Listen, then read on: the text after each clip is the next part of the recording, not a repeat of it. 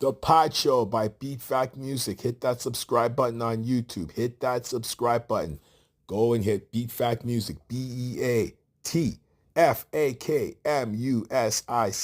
Hit that subscribe button. Also, we're on Spotify, Apple Podcasts. Check it out. Now let's get to the show. So I had an opportunity to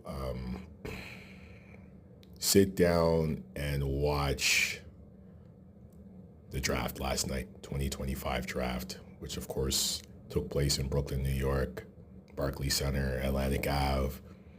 If you ever had a chance to be down there, it's a really nice atmosphere. I remember going there, visiting my grandfather when it wasn't even there, the old buildings, and then after seeing the finished product, it's a nice little space to check out. But it was live last night, obviously, with the draft, and you got 62, 63, 64 plus kids who were going to get an opportunity to get drafted and potentially play in the league or, G League or whatever the situation is that is in their future.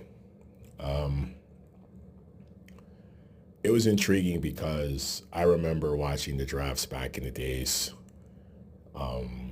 and saying to myself, wow, it's going to be one of those drafts where the players because, I was a avid fan with college basketball. I still am, but I used to know the players in college. So by the time their 3-4 years was up, I already knew where they were going, or even their 2 years or even a year. We knew who they were and where they were going to go potentially and all that. There was no question marks. Of course, this year's draft is the lowest entry ever. I think 100 and something, 103, 104 players registered for this based on a lot of things. Of course, NIL and just the way the game has changed and the evolvement, but also some of the stuff that has kind of crippled the game in so many ways. But I'm not going to get into all of that. But I will say this draft was whatever for me.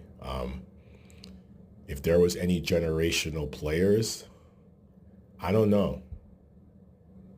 Cooper Flag could be one. Who knows? Are there any Hall of Famers? We'll know in the next how long if that's potentially a possibility. But this NBA draft had a lot of interesting things that I'm going to talk about. The draft itself, if you don't know who the players are or who got drafted where, just you can Google it. You'll find and get all the information. You want to see videos on the players, just go to YouTube. All that information is accessible to everybody. So, but of course, Cooper Flag got picked number 1. But there's a couple of things I wanted to tackle with this draft. First situation is, of course, the Ace Bailey situation. The story with him not working out for teams, basically kind of creating his own list with his team or whatever you want to call them, and going into the draft, basically not doing anything, just kind of sitting there thinking maybe, oh yeah, I'll be in the top 3 or whatever. He got drafted by Utah, and the word is he's not happy about it. Listen, bottom line is, why don't you show up, do your job, play basketball, and then take it from there? If you don't want to be there in 3 years, either Utah will trade you or, you could leave as a free agent. But there's a lot of entitlement in this situation. And I don't know how this came about, why this came about, what made him think that he is an elite player or anything to that such. But he needs to calm down. I've seen a little bit of tape on him. It's whatever. He's a 6'10", 6'11". He's a taller Kerry Kittles in my mind. He's a taller Kerry Kittles. That's who he reminds me of. Kerry Kittles was more of a slasher because he was aggressive, and of course Kerry Kittles coming from a time where basketball meant something. I'm not saying it doesn't mean nothing now, but because of the money and all the fame and the social media stuff, a lot of these guys are more attached to that than they are actually working on their craft.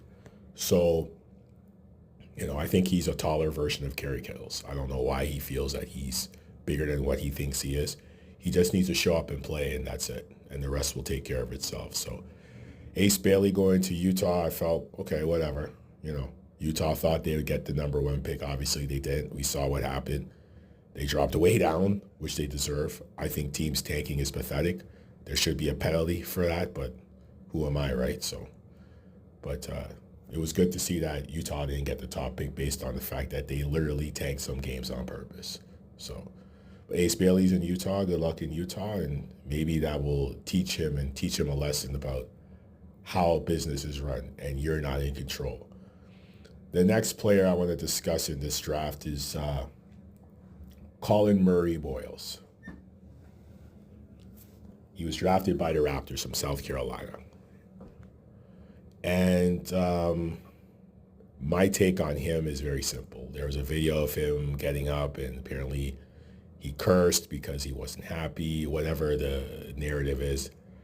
Regardless, whether you want to be there or not, whatever your truth is, you should be lucky you're drafted. Because I'll say this, most of these guys that are in the draft this year, if this was 3-4 years ago, they wouldn't even be in the draft. There's no way they get picked over some of the guys that got picked from 2018 up until now. They wouldn't be drafted.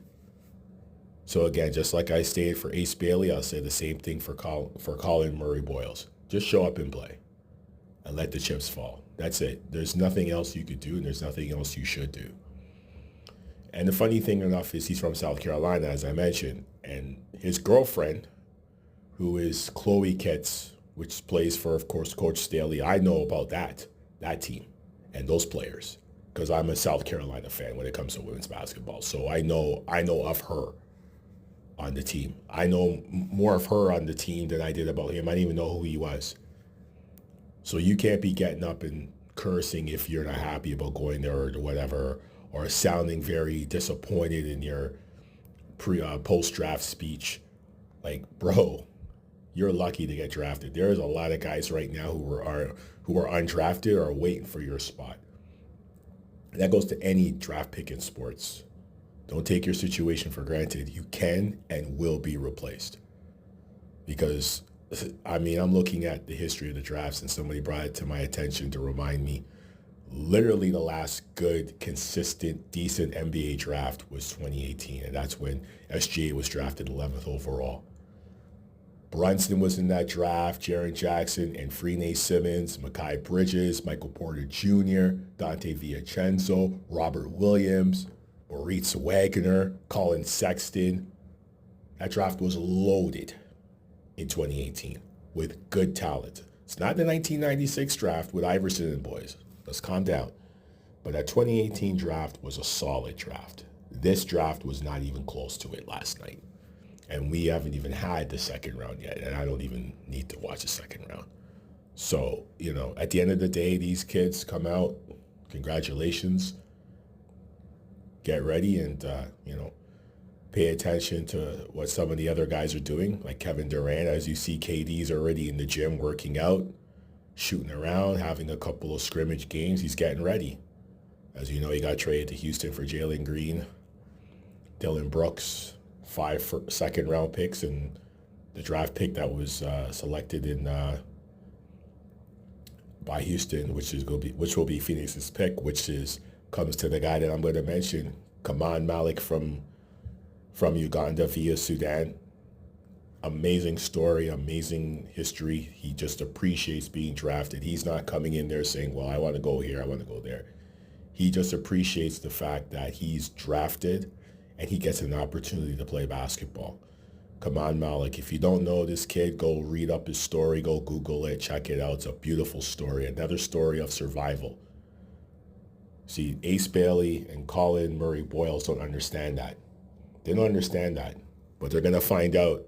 If they don't do what they're supposed to do, they're going to be out of the league very quickly. So shout out to Kaman Malik, drafted 10th overall, if I'm correct. Yes.